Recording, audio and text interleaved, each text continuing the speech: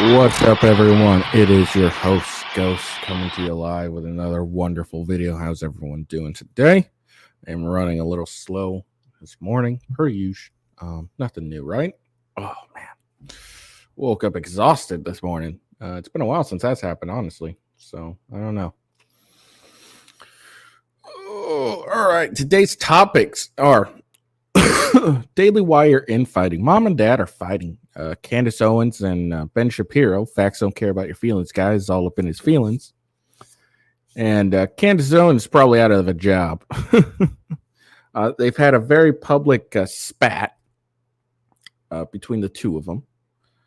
I believe over Candace's opinions over the Israeli-Hamas conflict. And I've said it before. When it comes to Israel, Ben is a fucking zealot over it. Like, Israel does everything good and can never do anything bad. That's Ben Shapiro right there.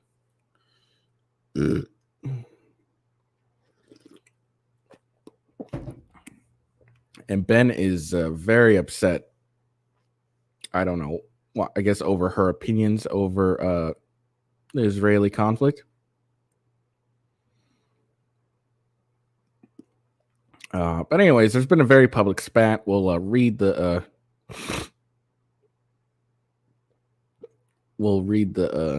tweets and be very confused by what's going on here.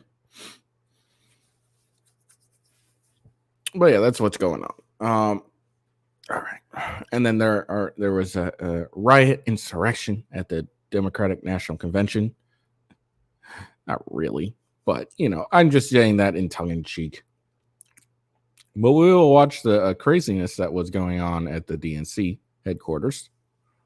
And Biden's dumb on guns. I know, shocking, but he continues to show how much of a retard he is.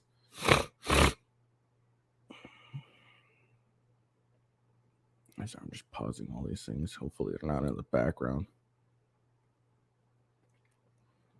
But yeah, Biden's dumb on guns. I know, nothing new here, really. And then there's nearly a fight on the Senate floor between Senator Mullen and what's the word? And O'Brien. I honestly don't know why it was about. So we'll listen to it and see, maybe we can suss it out. While I listen to it, we'll probably pull up an article, see if there's anything about it.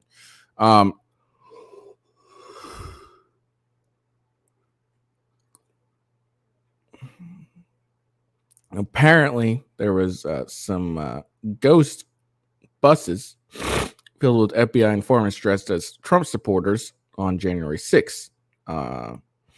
And while asking the question about it, the GOP chair cut off the person asking, Mr. Higgs's, cut him off. So we'll watch that clip. And then continuing on with the FBI, FBI Director Ray Way says terrorist suspects crossing U.S. border is not his problem. That's what he thinks. Shocking. Vivek continues his feud with Roanna McDaniel and continues to call for her to resign. I think she's the head of the chairperson of the GOP or the whatever it's called. Like the chairperson of the GOP, like the convention, GOP, the Republican convention. I think I could be wrong. I'm only human. And then we got a poll, Fox News latest poll on Trump, and we'll check that out. So that's the plan for the day. Before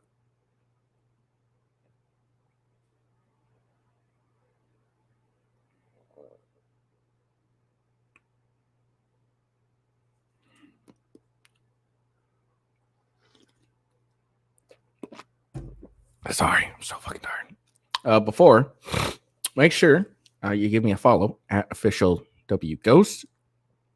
Follow me here on Rumble. If you're watching on Rumble or come from YouTube, come over to Rumble, rumble.com/withghost. And then obviously my gaming channel, rumble.com/gamingwithghost. I believe I do have the new Naruto game. I'll be playing that.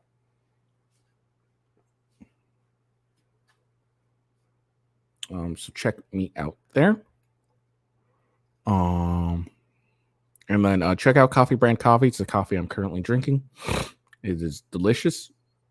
You got a variety of different flavors, all good, I assume. The two I've had, dark roast and French toast, are extremely good. French toast is by far my favorite so far. If you don't like coffee, there are various teas and hot chocolate, and there are also snacks, mostly nuts, but some saltwater taffy. So check out Coffee Brand Coffee. My referral link and coupon code are in the description. So check those out. Use them. 5% off. If you subscribe, you get 10% off on your orders on coffee at Coffee Brand Coffee. So yeah, make sure you use our referral link. All right, let's get into it.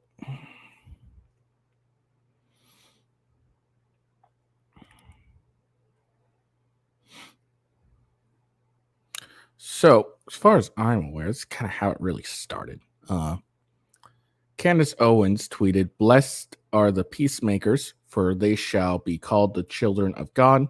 Blessed are they which are persecuted for righteousness' sake, for theirs is the kingdom of heaven. Blessed are ye when men shall revile you and persecute you, and shall say all manners of evil against you falsely for my sakes. No one can serve two masters. Either you will hate the one and love the other, or you will be devoted to the one and despise the other. You cannot serve both God and money." So she tweeted this.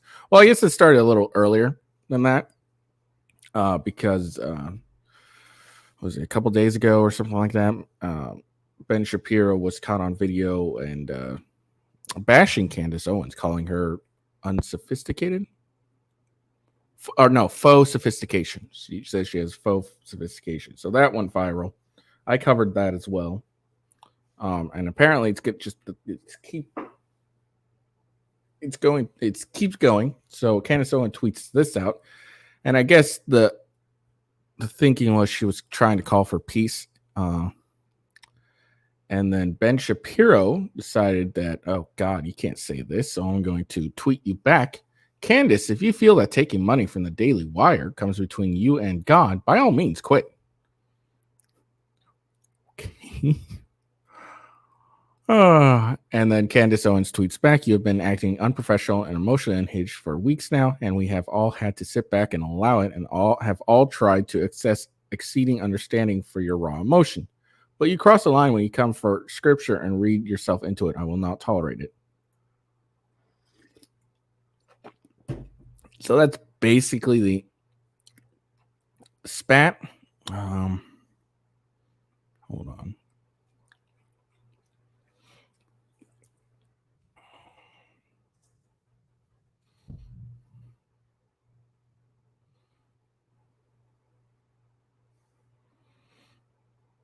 Okay, hold on. So there we go. So here's a Tucker Carlson video. She did an interview with Tucker Carlson yesterday, where she talked about the issue, apparently, according to the timestamps. So we will check that out. We're not going to watch the full interview. We're just going to watch the portion between Ben Shapiro and her. And commanded him to person a racist. Putin puppet, it's because they don't actually believe what they're saying. It just, these are ad hominem attacks to dissuade from having an actual debate in the world. And when we're living in an environment where there is a lot, it's because they actually tell. And speaking of, so I was out of the country yesterday, and didn't have adequate internet access on the plane to really follow this. And I don't understand the context exactly, but the internet was dominated yesterday by video of Ben Shapiro, who you work with at the Daily Wire. I think it's fair to say attacking you. Here's the video. I just want to get your reaction. Oh yeah, here's the video. Sweet. Yes, the question is about Candace Owens. I think her behavior during this has been disgraceful. Without a doubt, I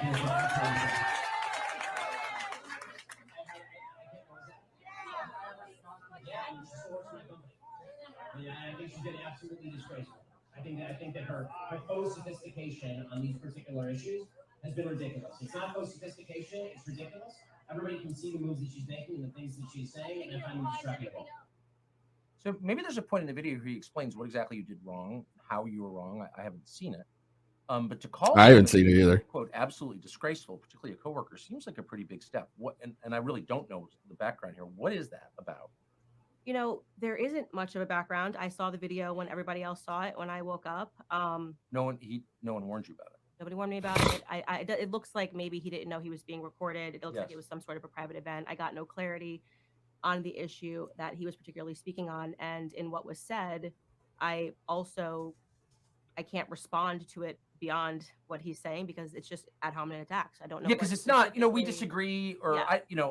I don't think she's correct, or maybe she doesn't know what she's talking about. It's absolutely disgraceful. Yeah, exactly. And so I can't respond to it on a level of intellect because there's nothing that he has expressed in that, at least in that short clip, that he fundamentally disagrees with in terms of what I said. But I will say that I'm not going to respond with the same ad hominem attacks. Yes. I don't think it helps further discussion. And if that was me that was caught on a video saying that about colleagues that I work with, I would be embarrassed. So I think that the video speaks more to Ben's character than it speaks to mine. Does he text you to apologize or explain or anything? No, nothing. I haven't heard a single word. It just was sort of something that he said. And you know what? Ben and I have many disagreements, so I don't think that that's particularly something that's interesting. We disagreed on the COVID vaccine. We disagreed on Ukraine and Russia. He has taken virtually every stance that has been the opposite of mine on every issue over the last 5 years. So I don't think that that's particularly remarkable. Vaccine. Really, I didn't remember that. Yeah, he was pro the COVID vaccine. I was anti the vaccine. You know, we were all idiots for not getting the vaccine. So that's totally fine. I am totally open to people having a difference in opinion. Right. I would hope that amongst colleagues that it would always be a civil disagreement. And I would never in a private event stand on a table and talk badly about Ben. It's I just would a little say- weird. It's a little weird. So he was on the left on those three biggest issues of our time, is what you're saying? He has converted his opinions. He's accepted responsibility. He said, I was wrong about the vaccine. Oh, good. Good for him. He is, obviously pro pharma. His mom's a doctor. And I say to people, I'm very aware of my perspectives on big pharma, and I talk about it on my show openly. And I think that that's a tremendous credit to the Daily Wire that they allow a difference of opinions. But I would, as I said, hope that it would remain respectful and that you wouldn't throw your colleagues under a bus, so to speak. I think that's fair. And just for clarity, because I really don't know, is he your boss? I think there's a lot of misunderstanding about Ben's involvement. He's not the CEO of the Daily Wire. He is not making the day-to-day decisions at the Daily Wire. And I do want to make it very clear because people are like, how could you possibly stay at Daily Wire after this? I have a very good relationship with the co-CEOs of the Daily Wire. Especially right now, the acting CEO is Caleb Robinson. He's a wonderful person. He's worked very hard to be where he's at. We have a lot in common that we connect on. And so people don't get to see that, which is unfortunate. Ben lives in Florida. He's not a part of the day-to-day movement of the Daily Wire. The rest of the hosts have their shows situated in Nashville. So we see each other every day. We talk. There's great camaraderie. And there's actually more agreement. There's actually a lot of people that are, as I describe myself, just pro-America first. And I think I've been that way consistently throughout my political career. Whether people agree with it or not in different moments is up for debate. But I don't want that video to become a reflection of how the Daily Wire works and the Daily Wire operates, because I have had a very good experience with the CEOs and, love Michael Knowles, love Matt Walsh, Andrew Clavin. We all get along really great. Well, it certainly speaks well of the Daily Wire then. So it's not, a clip like that on the internet, Candace Owens is out or something. That's doesn't sound like that's what it means. Yeah, no, it's a small group of people. We see each other every day. Right. Brett Cooper is another one who just joined about 2 years ago. She's great. She's up and coming. And there's a lot of stuff that we're working on. And that's why I think this video is even more unfortunate, because people see him as a figurehead, rightfully so, of the Daily Wire. And it allows people to, speak energy into the Daily Wire that isn't necessarily there because he's not there on a day-to-day basis. Okay, that's very interesting. So if we could take 3 steps back and give us the context for this debate, how are you on different sides of it? I haven't heard you endorsing Hamas, like you're not. No. Well, I have not endorsed Hamas in any way, and yet people have interpreted things that I say, or actually rather things that I don't say. It's becoming very much reminiscent to me, and why I have used my platform to say this, of Black Lives Matter, where if you don't say anything, they say your silence is violence. If you say something and it's even-handed and it's nuanced, which is to say, during the times of Black Lives Matter, you might say, I don't support police brutality. Who does? I don't support racism. Who does? But also, I think that police are a crucial part of every city. We need to have policing in cities. So these calls to defund the police are immoral and wrong and are going to lead to more Black deaths. people didn't want that nuance. When Black Lives following George Floyd, there was no nuance. You had to explicitly say defund the police. You had to post a black square. If you didn't post a black square on Instagram, by the way, specifically on the platform of Instagram, and you maybe were busy that day, maybe you were in another country, maybe you just didn't log on to Instagram, you were accused of being a racist. I'm seeing a lot of that behavior right now when it comes to the Israeli-Palestinian conflict, a conflict that I have seen every single person, including myself, condemn what happened on October 7th. Because who wouldn't condemn terrorism? It's obvious. Who would not condemn innocent Israelis dying? But if you then say that it is also sad when an innocent Palestinian child dies, suddenly this is pro-Hamas, or you need to say, even when you're talking about how sad it is that a child dies, you need to button that statement by saying, but that child was a human shield. That's not going to be my response. First off, as a mother, that's not going to be my response as somebody who is about to give birth. When I see these images of children involved on both sides of the conflict, I've pointed to the people that are mocking dead Israeli children and said that they are horrific. I am even keel on this matter, and yet people think that you need to be extreme. So people that have become more radical and extreme are perceiving a moderate stance as not enough. And because I was about to say, you don't, people can disagree with you or agree with you or whatever, but you certainly don't seem radical on this topic. I'm definitively not radical. My stance has not changed in terms of whether or not America should be involved in this conflict. Whether we were talking about Afghanistan, my comments have been clear. They've been documented for years. Whether we are talking about Ukraine and Russia, my comments have been clear and they have been documented. I mean, you can go back to me even talking about NATO expansion before things erupted between Russia and Ukraine, and having a meaningful discussion about how much expansion is too much expansion. How would we feel if we had troops in our border? These are things that should be allowed in an academic discussion. You should be able to sit on stage and should be able to debate these ideas without using ad hominem attacks to say that you're a pro-Putin puppet or you're pro-terrorism, even in the aftermath of 9/11, something that we all remember as part of my childhood. I think I was in 7th grade at the time. Okay, that's kind of getting on a tangent at this point. So yeah. So there you have it.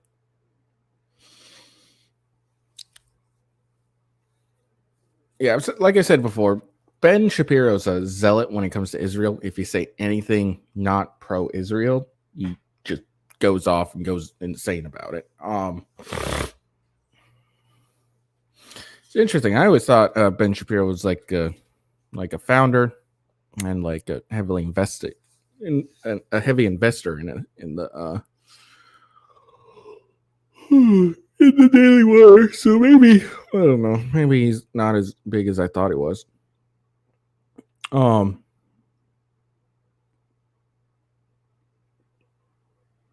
Sorry, mind going.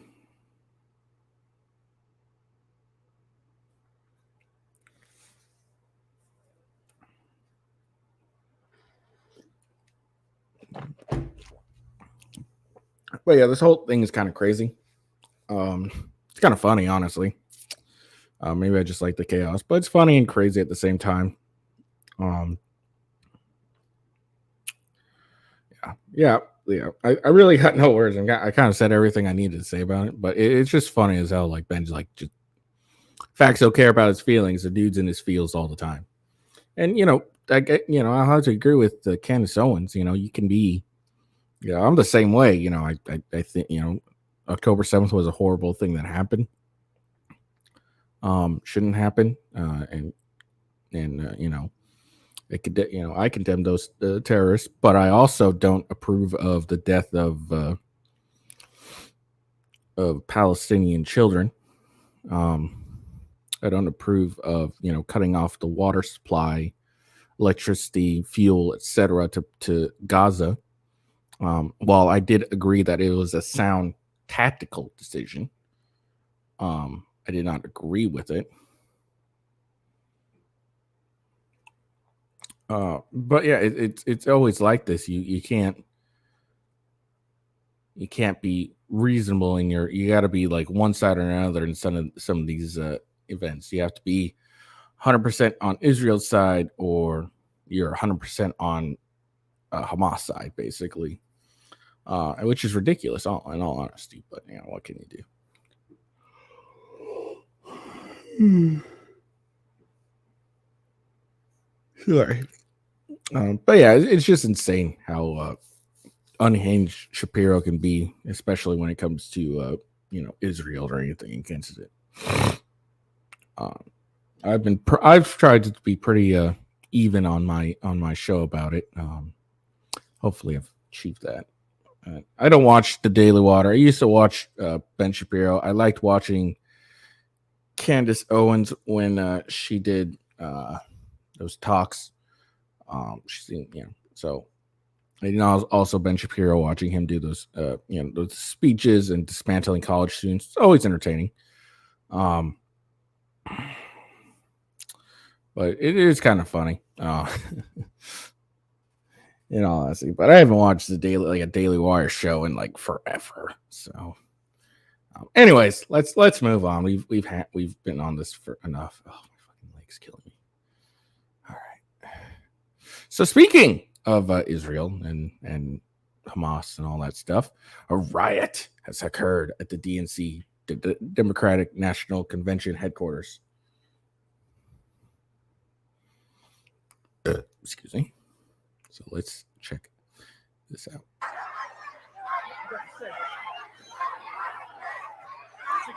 So they got their arms all linked, and their police are like yanking on them to try and get them out of the way. They're currently blocking the entrance.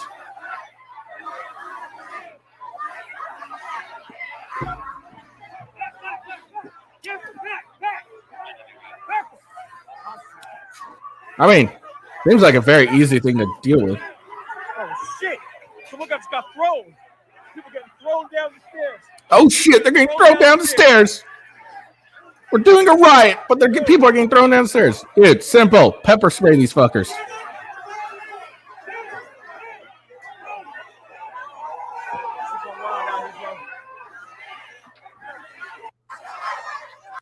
I mean, in all honesty, it's kind of simple to do. You throw some pepper spray, throw some tear gas.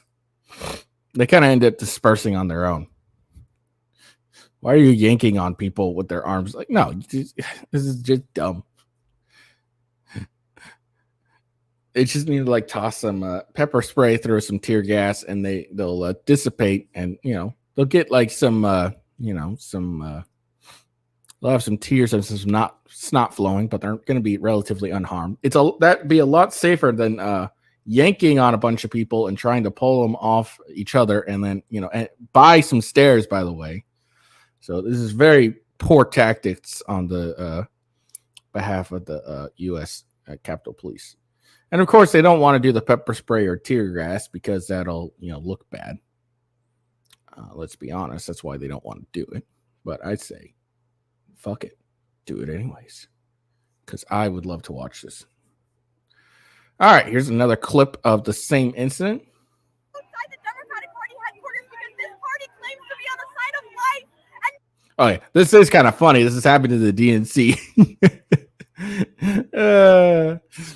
And because what the DNC, what they're really about is kind of being shown. They don't give two shits about anything. They just want your vote.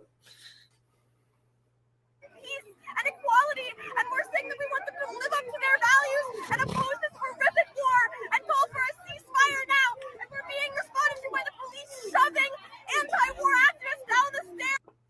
Yeah, well, you're also you're not being peaceful about it. You're storming the DNC, apparently. You're blocking the entrance. You're being disruptive. I mean, you're not being very peaceful about it. It's not like you're like standing there saying no war, whatever. Also, I find it really hilarious when protesters protest shit in places about when it comes to places like these, like really like heated protests and angry protests,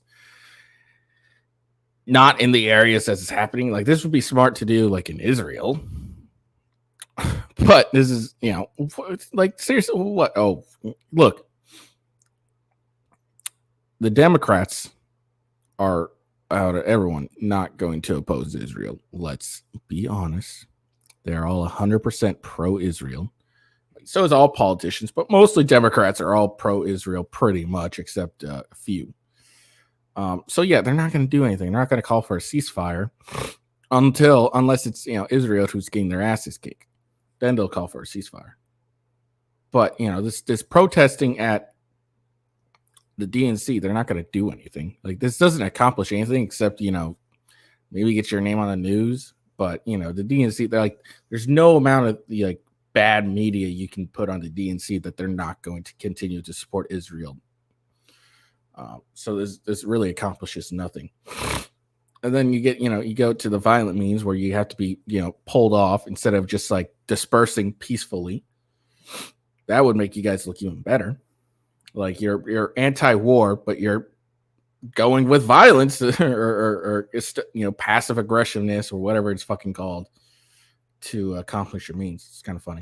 Shoving peaceful protesters back with their bikes and Not that peaceful. It's a riot. This is not a riot. This is not a riot. I'm being tongue in cheek. This isn't a riot, but they're not that peaceful. If you're storming a building, you're not that peaceful. Oh, let me rephrase that. If you're storming a building that you have not been invited into, then you're not that peaceful. because our party that 80% of us want a ceasefire, would rather beat up protesters. Hold on. To be continued. One second. Outside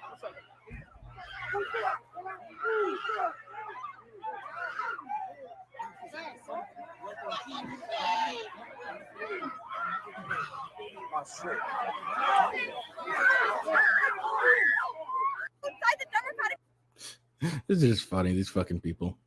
They just look insane. Like, really, that's all they really accomplished. How insane they look. They haven't helped their cause. They just look like idiots and insane. I mean, everyone's just laughing at these people. Let's keep it. Let's be honest. Everyone's just laughing at you fuckers. You do this, and like there's nothing you're really accomplishing except making yourself look like a fool. It is what it is. I could care less, honestly. Do you? But it's a problem with the protests these days.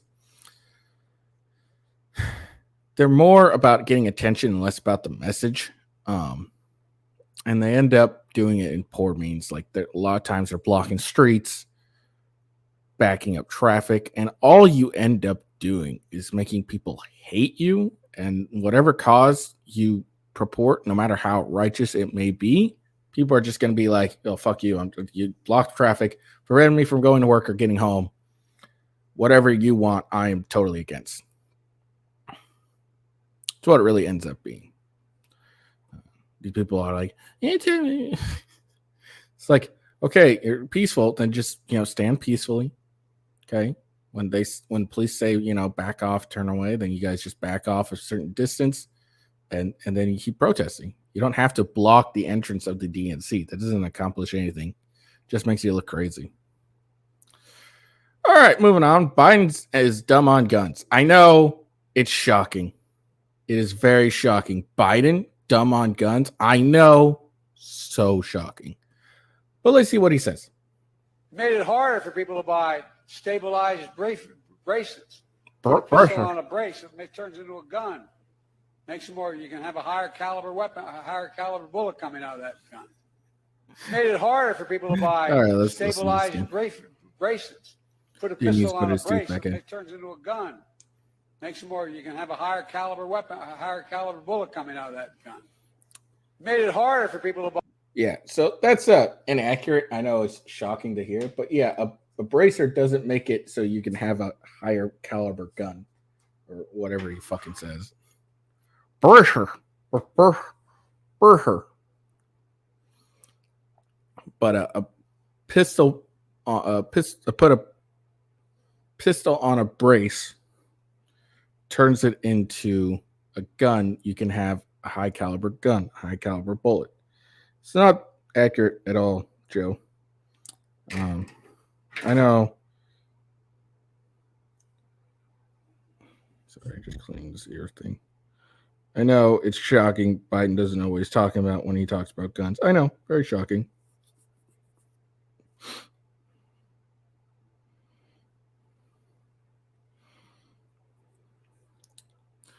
But yeah.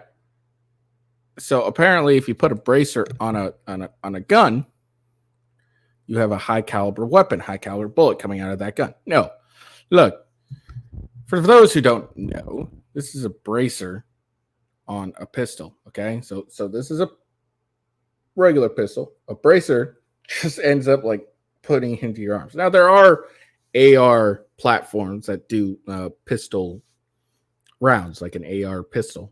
Okay, and let's see. I guess I'll just use this. So a regular gun is like this. Okay, regular handgun. Now an AR pistol, it's kind of like you can get it synced into your shoulder and everything like that, like a regular rifle, but it shoots pistol rounds, so it shoots 9, 45, etc. So pistol bracer, all it is basically a stock, just a stock that you can push against your shoulder, right?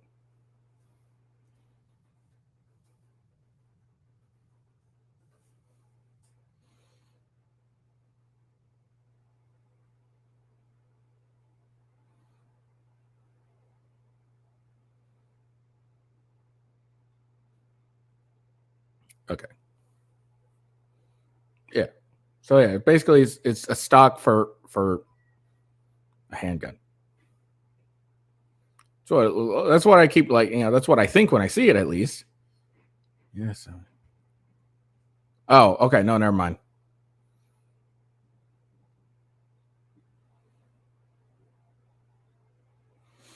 Okay. So yeah, all it looks like it's doing. I don't have any AR pistols on. I don't fucking know. All it does is it just wraps around your arm. Hold on.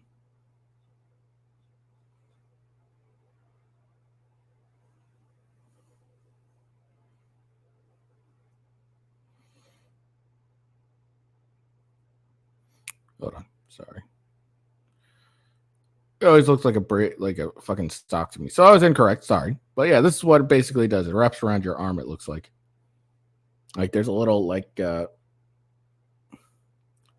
Velcro ring. You wrap it around your arm. Makes it easier to shoot one-handed.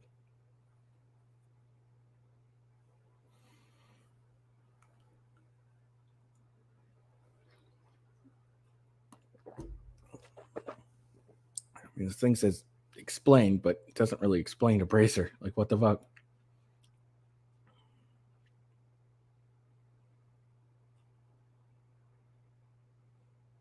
Yeah, so it just makes it easier to fire it one-handed. So it looks like, it's on the end of a stock, and it wraps around your arm, and it just makes it more stable so you can fire one-handed more easily. So it looks like to me, I guess. See, Joe, that took me 5 minutes, and I could, educate myself on something like this. I didn't talk out of my ass. Well, I did for a second, and then I double-checked. But yeah, so it just wraps around your arm and just makes it easier. So it doesn't change the caliber, Joe. It doesn't change the caliber. You fucking idiot. This is why Biden, first off, and honestly, any gun person, every time Biden says anything about guns, they're just inside their head doing that.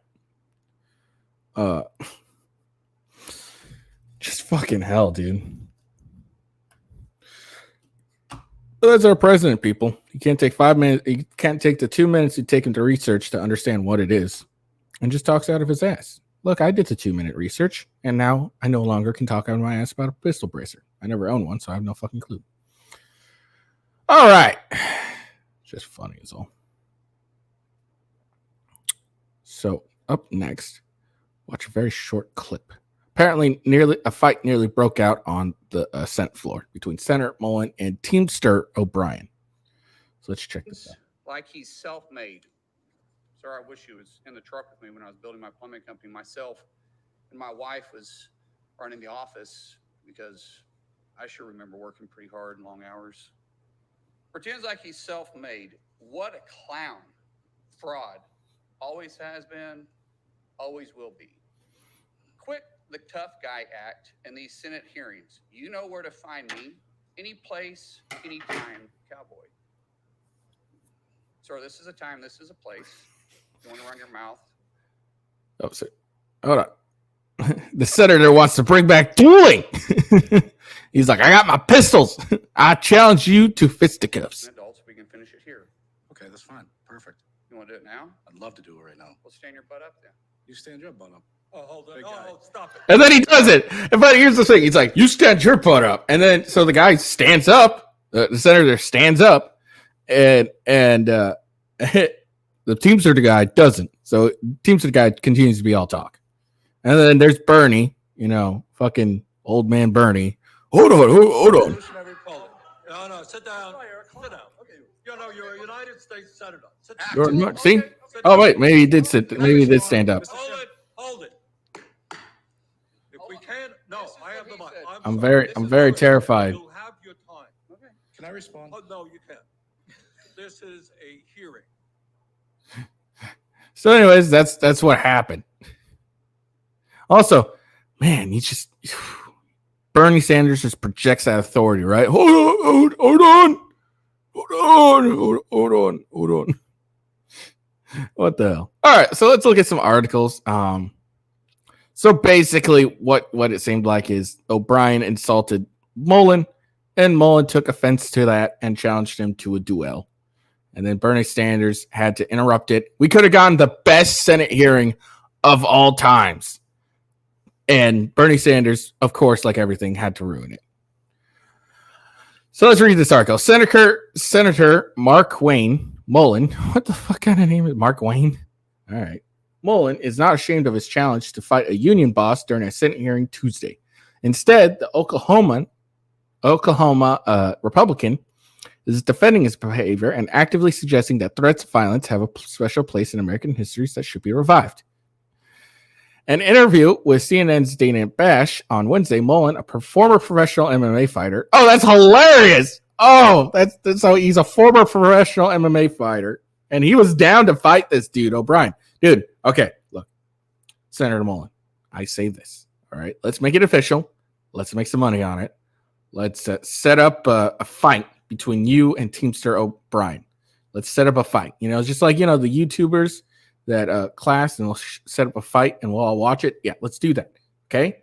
So Senator Mullen, just, use that, all that money you get from being a senator, and set up a fight between you and O'Brien. Get yourselves in the ring. Let's fight. Come on, do it. Do it. I will watch that fight. Okay. Said a return to physical violence could help to cure what he derided as a culture of keyboard warriors who go out there and run their mouth all the time and don't ever have to face consequences. That's true. Mullen's macho feud is with Sean O'Brien, general president of the International Brotherhood of Teamsters. The two tangled verbally at a previous hearings where Mullen criticized unions trying to infiltrate his plumbing business. O'Brien later insulted Mullen on Twitter, referencing his height and suggesting he was ready for a fight with Mullen. To the criticism that a senator should not resort to violent threats, Mullen said, "I'm a guy from Oklahoma first. There's consequences for doing some of this." He told Bash he was ready to fight O'Brien in this Senate hearing room Tuesday when she noted the camera showed him taking off his wedding ring. The first thing I thought of when I stood up, I thought, I'm going to break my hand on this guy's face. I'm going to take my wedding ring off. It's very smart. That hurt. Bash asked how Mullen expects his 6 children to view all this, to which he argued, "You're responsible for your words. I'm not somebody that's going to say we go around and fight all the time. I got paid to fight," he said. "But I will say that every now and then you do and should be taught a lesson." The Andrew Jackson excuse. He wants to duel. Mullen pointed to a bloody U.S. history to justify the threat of violence today, noting that many duels of President Andrew Jackson.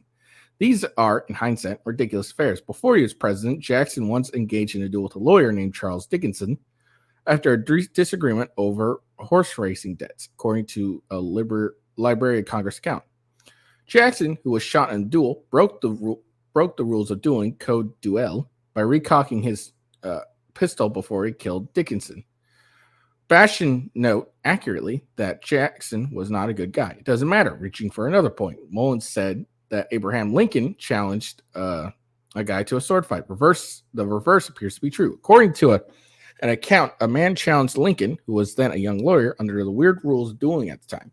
Lincoln chose the weapon, opted for swords because he didn't want to get shot. The duel didn't happen as the men called truce at the last minute. Lincoln was later ashamed of the events, according to the American Battlefield Trust. Both Lincoln's near duel and at least one of Jackson's had to do with insults against their wives.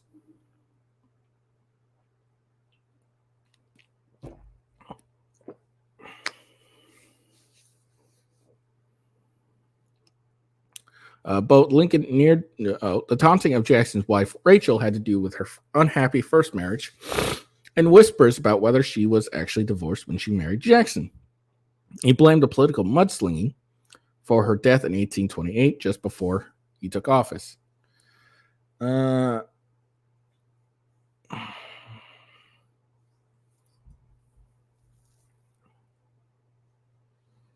right, I'm not going to continue reading this.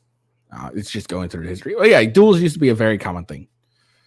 I'm really upset. I really wish I could have watched it. I wish they really did fight. That'd been hilarious to watch.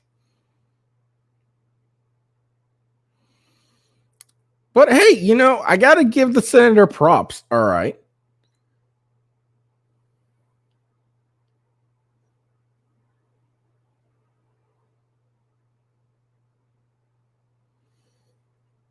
All right, so here's something else. Another article on this whole thing. This is from AP News. As Mullen persisted, O'Brien retorted, "You challenged me to a cage fight, acting like a 12-year-old schoolyard bully." No, that's not really accurate. It's not really accurate. He challenged him. It wasn't acting like a 12-year-old bully. He was acting like a dude who you've insulted. And he's taking offense to that. And he's telling you, put your money. And first off, technically, you threw the gauntlet down first. You kind of challenged him to a fight, according to the tweets that you did. I think.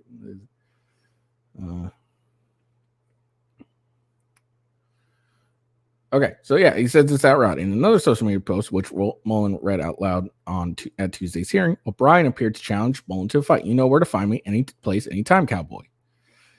So, and then he says, "You want this is the place, asking if we want to do it right now. I'd love to do it right now." "Well, stand your butt up then." You stand your butt up." He actually, as far as I can see, Mullen did stand up and O'Brien didn't. So he probably pissed his pants. Oh, Mullen at one point suggested they fight for charity at an event next spring, repeating an offer he made earlier this year on social media. O'Brien declined because he's a bitch. That's hilarious.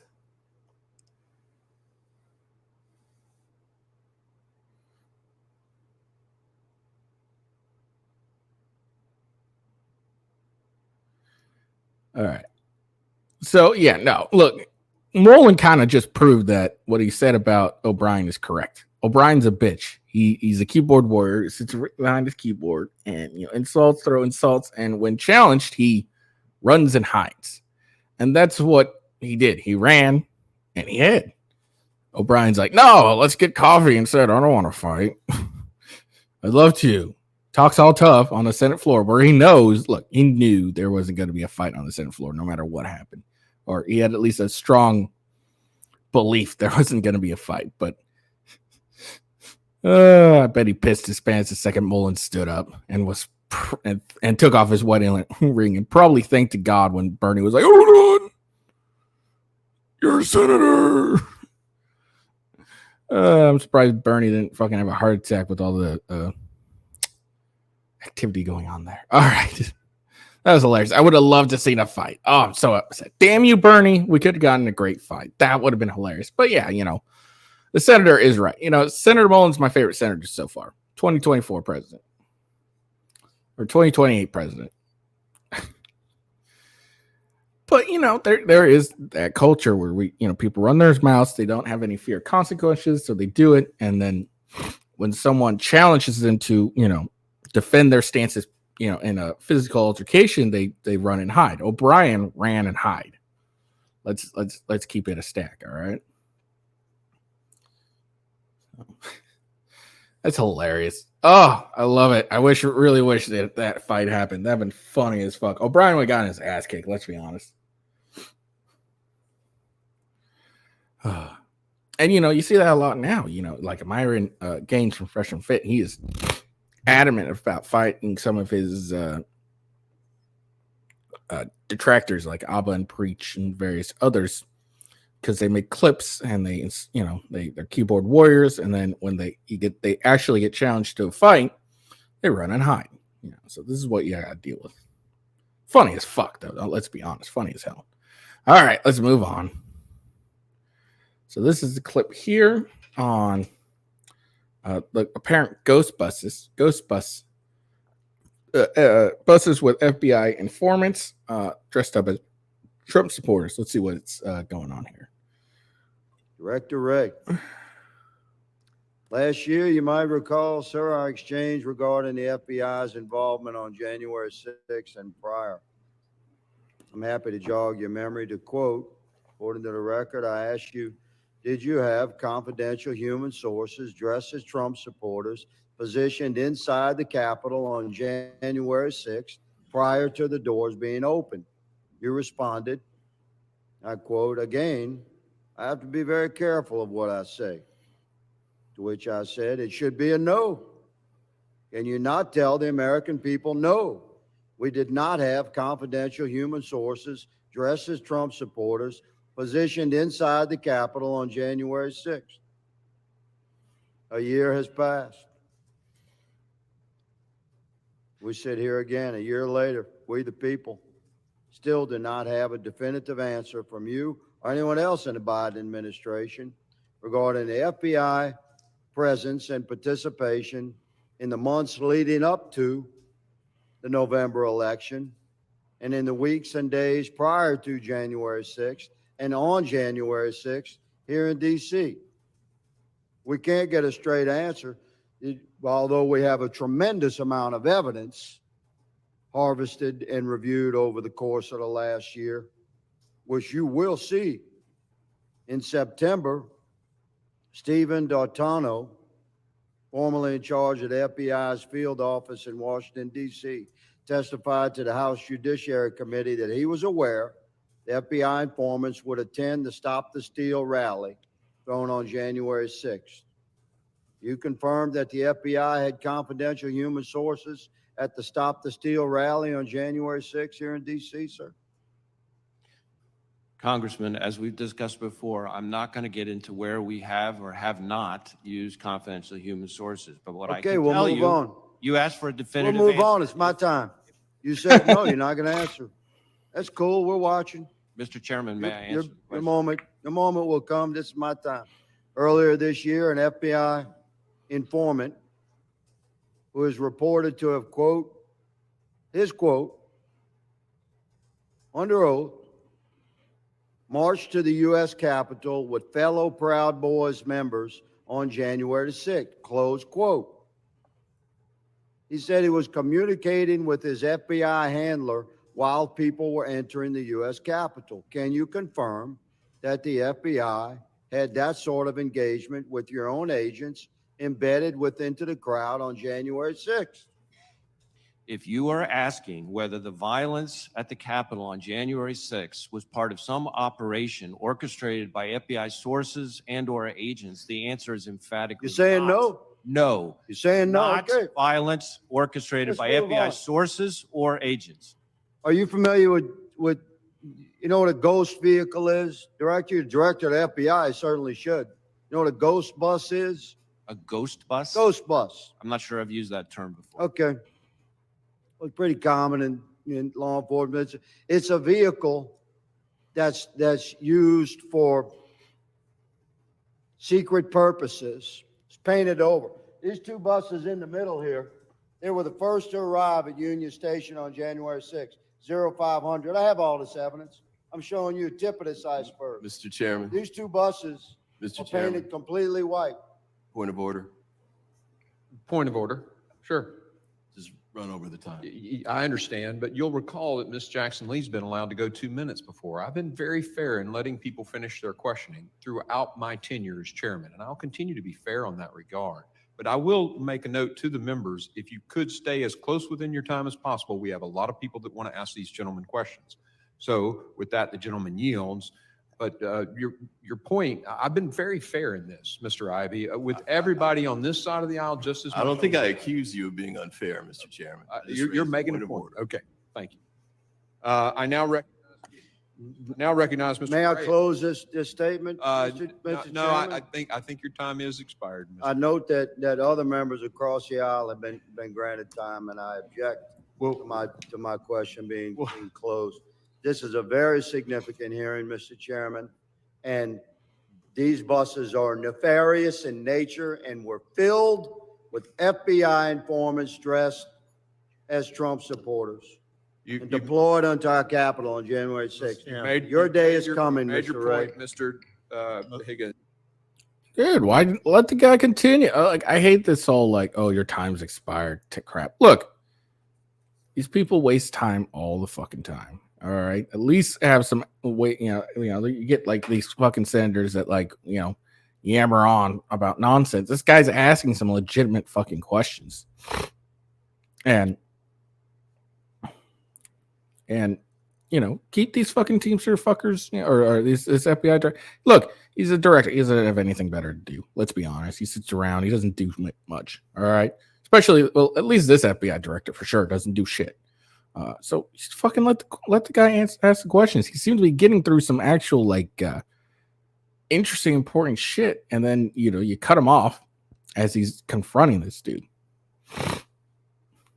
But what can you do? Shout out to Senator Higgins. He seems to be really going after Director Ray and confronting him on the issues. He's not even letting him waste his time with. All right, you're not going to answer. Let's move on.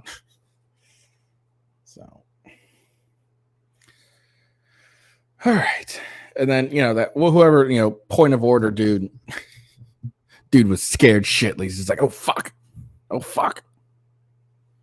Like, look, this is very important. You got people, quote unquote, January 6th insurrectionists who are in jail for, nothing more than basically trespassing misdemeanor and serving long sentences. And, if we had FBI informants dressed as Trump supporters, it raises some questions. Was any of the violence really, was it started by the actual true supporters, or was it instigated by FBI informants? Okay. I know that sounds a little conspiratorial. If you don't remember that the whole, what's her name? The Governor Whitmer in Michigan. Most of the fuckers that were the good port, and most of the quote unquote kidnappers, a lot of them were FBI informants, or someone that was an FBI informant that really started most of it. If you really actually looked into it, you realize that. So it's not a huge stretch. All right, we finish that. Now, apparently, according to FBI Director Ray,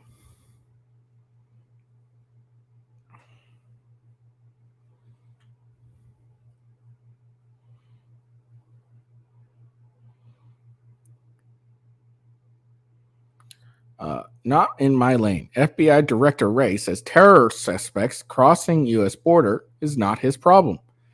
Can't really speak to, that issue, Ray responded. It's not in my lane. Okay, dude, it's not in your lane, really. I think out of anything, like, look, when they're at the border, probably ISIS, yeah. But once they cross the border and they're terrorist suspects, probably FBI, I'm just saying.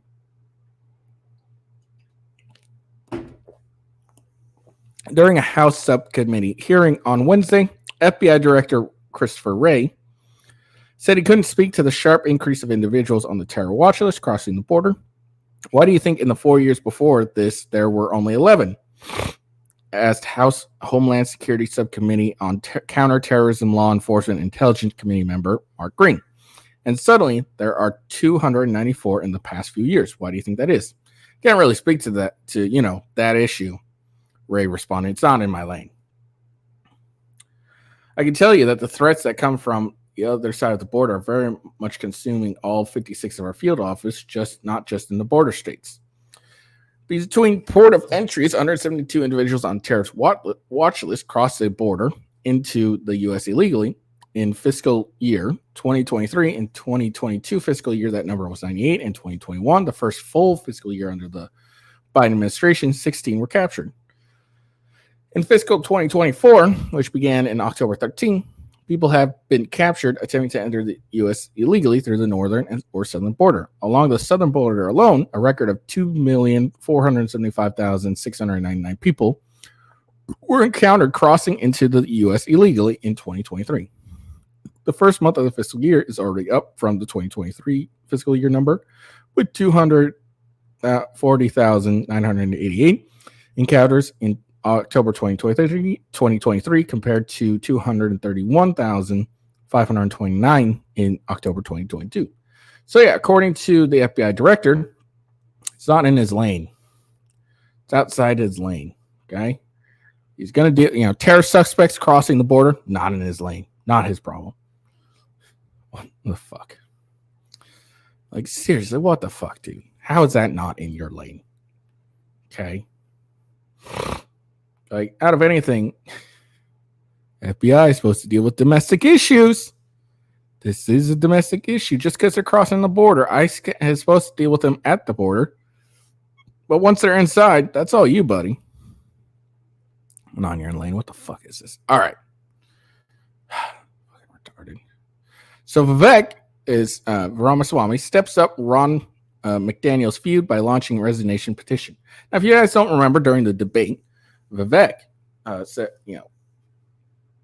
called out the RNC, Republican National Convention Chair, Ronna McDaniel, and called for a resignation, or at least called for an apology over some of the things she oversaw. I think it was the COVID stuff and some other stuff. I can't remember everything.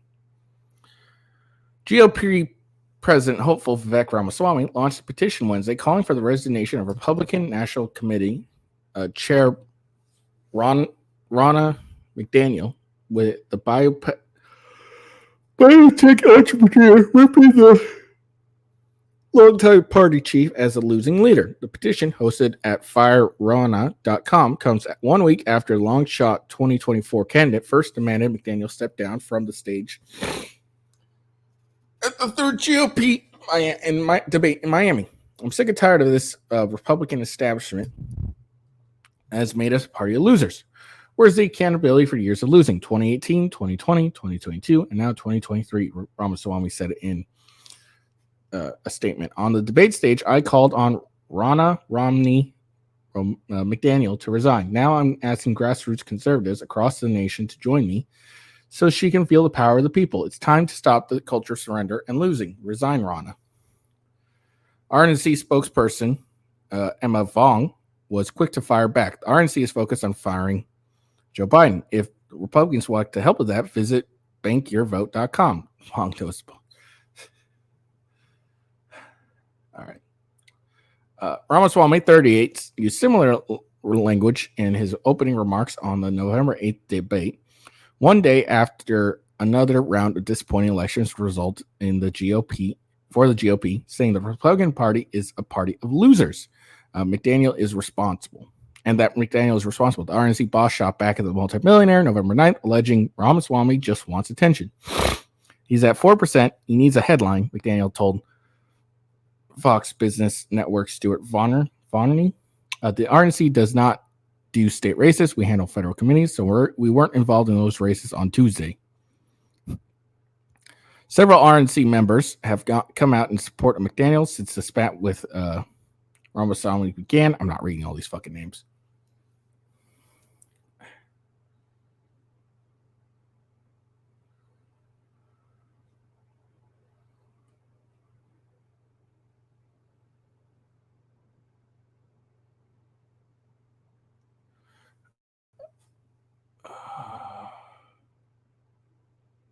All right. Ramaswamy first criticized the RNC after he was banned from debating 2024 rival Chris Christie on Fox News, despite him having signed a pledge to not engage in any non-RNC sponsored debates. The biotech mogul told the Post at the time he was afraid that the RNC was continuing to silence him throughout the election cycle, and also floated that he would not show up for following debates. He ultimately decided to attend a third debate, but his spokesperson maintained the forum were not terribly useful. Following the second GOP debate in September, Ramaswamy sent a memo to the RNC calling for some debate rules to revise so Americans can focus on serious candidates capable of beating President Biden. Proposed amendments include raising the minimum donors threshold from 70,000 to 100,000, reducing the amount of qualified candidates to the top floor, excluding former Donald Trump, who has skipped every debate. He also called for a single monitor to handle the candidates and for the contenders to have more time to speak. Ramaswamy's suggestions were not implemented. He then complained about the RNC partnering with NBC News for the Miami Showdown and their choice of moderators. NBC Nightly News anchor Lester Holt, Meet the Press monitor Christine Welker, and radio host Hugh Hewitt. Think about who's monitoring this debate, he said in his opening remarks. This should be Tucker Carlson, Joe Rogan, Elon Musk. We have 10 times viewership asking questions the GOP primaries actually care about. Bring more people into our party. It's not wrong about that. Look, the RNC is just stuck in the old ways. And this is what, they don't. Vec has a very good understanding on how things are now. And he should be taken seriously in these matters. He's not, unfortunately. Fucking great. Raising the minimum donor age or donors, whatever, to a certain number.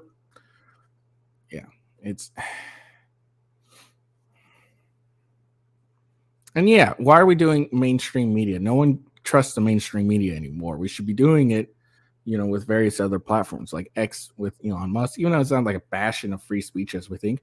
Rumble would be even a better one. That's what you should really push for, was Rumble.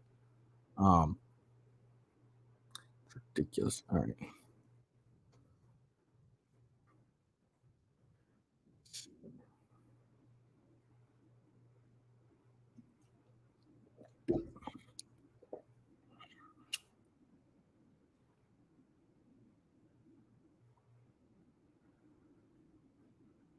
Sorry, just looking up poll.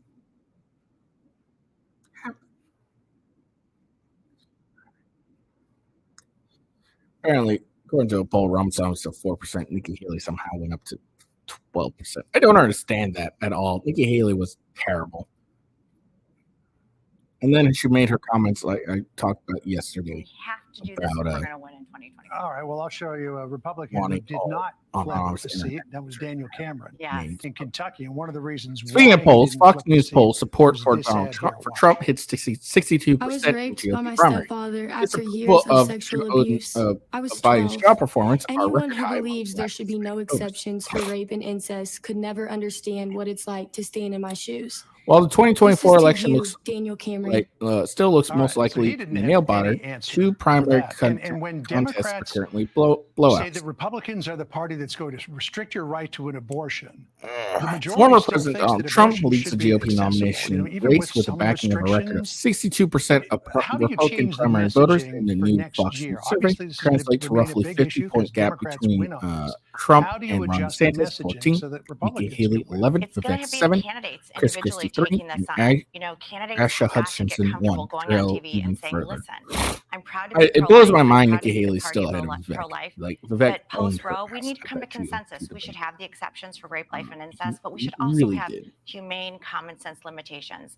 That when a baby feels pain, when a baby can actually feel its life being taken from them, that should be a consensus we should have. And Democrats won't meet Senator me there. Tim Scott They're on the extreme on this. Campaign We're willing to come to a consensus. Mid-survey, So that was the the 3% he 15-week law received that was Danny Diggs talked allocated about to that. support a But second that was choice the candidate. 15-week law that Glenn For the Youngkin was reallocation, trying to get DeSantis was the 13% Senate and flipped on Haley and hold on to 10%. the House. In addition to Scott, others exit since October Fox News survey include Larry Elder, Will Hurd, Johnson, people aren't getting that message. but So these you can't say departures this failed is where to we change are the and not race, spend giving money how behind little it. So backing the they had. candidates need to get on TV and say it. And I would say this is Among where I stand. Don't let Democratic primary Democrats voters, lie about you. President Joe Don't say that I won't Biden give leads with life-saving care for 72%, well-head of ectopic pregnancies, or Aaron Williamson and newly announced IVF. Minnesota What the Rep. Democrats are doing is they're Dean flooding the Phillips. airwaves with lies Yet, about Republicans. 72%. Man, Democrats really. And Republican consultants, I guess not the RNC, that have really got to just tell their shows you candidates, we've got to go on how much TV shit the other and inoculate this message, and then we can talk about crime, the border, yet fentanyl, Biden's job inflation, performance energy rating stands independence, at all the things 40% approval, Democrats can't win on. 59% disapproval. That matches his record low from Some July Republicans 2020. are pointing the More than finger twice at you. as One many of them, not strongly surprisingly, Vivek disapproved, Ramaswamy. Here's 43, what he and strongly approved, 17. Last month, 41 approved, 58 disapproved.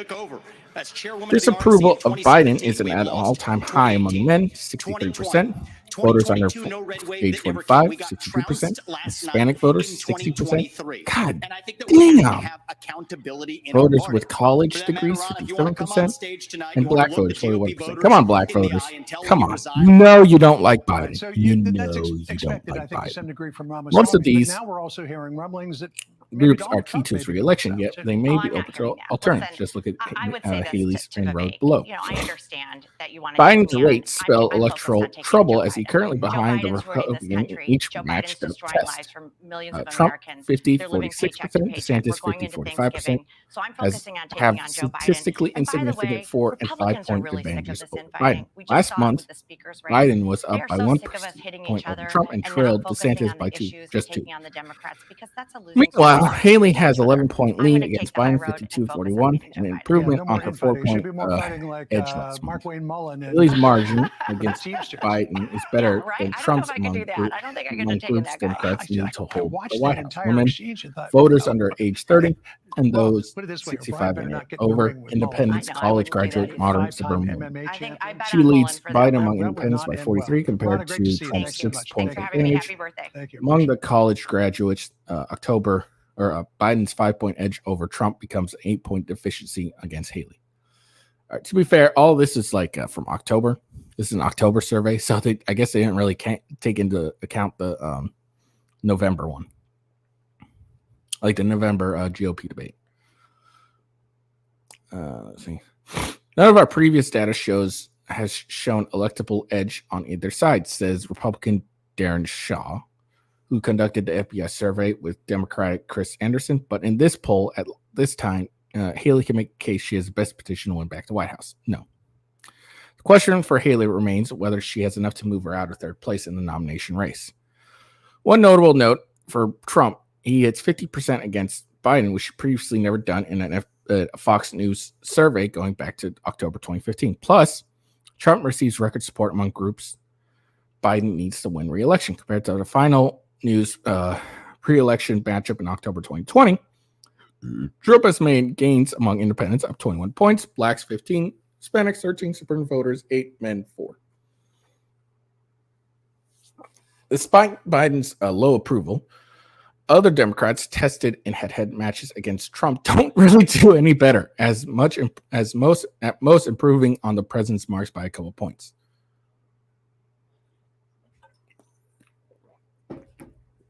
And Trump's advantage is a survey marginal of sampling error in hypothetical ballots. Against Kamala Harris, Trump +5, Newsom +4, Whitmer +2, Manchin +1. This is the first time the poll offers potentially 5-way presidential ballots and finds that while third-party candidates receive substantial support, they hurt Biden and Trump about equally. Biden garners 35 to Trump's 41, while independent candidate Robert F. Kennedy Jr. takes 15. Independent candidate Cornel West and Green Party candidate Jill Stein get 3% each. The race looks like the same when Manchin is included instead of West. In that scenario, it's 35, Biden 35, Trump 40, Kennedy 13, Manchin 5, Stein 4. In both cases, 76% of Democrats back Biden and 78% of Republicans support Trump. While most people have understandably been focused on how third-party options affect the major party candidates, the level of support itself is notable. More than one voter in 5 is currently going rogue. More than for Ross Perot, 92, John Anderson, 98, John Anderson in 80, George Walsh in 68. It's a clear indictment that with the leading Republican Democratic poll candidates. Jesus Christ. Okay, I'm almost done with this.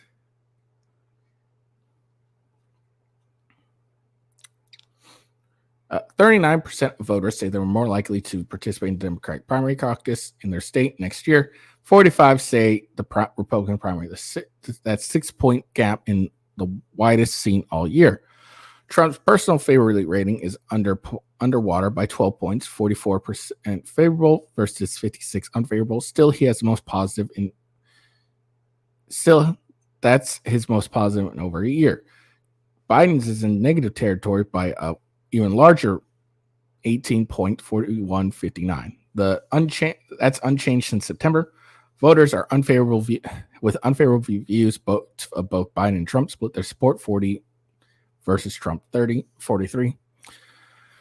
More Republicans 64% than Democrats 69 say they are extremely interested in the 2024 presidential election, which makes sense because the only action is on the GOP side with the primary races. When extremely and very are combined equal numbers of Republican 84 and Democrats 83 are interested. Vice President Kamala Harris gets her worst marks yet at 38 approval, 59 disapproval of doing the job she's doing. That's hilarious. So there you go. So it looks like Trump's doing well in the polls. It's not surprising. Like I said before, the reason Trump's doing so goddamn well is because we've gotten a look, a year of 4 years of Trump and 4 years of Biden, and everyone can really agree that they did better under Trump than they did under Biden, and that's what's going on. So it's not a big surprise. All right, that's all I got for you guys today. I'm gonna go work out and sleep.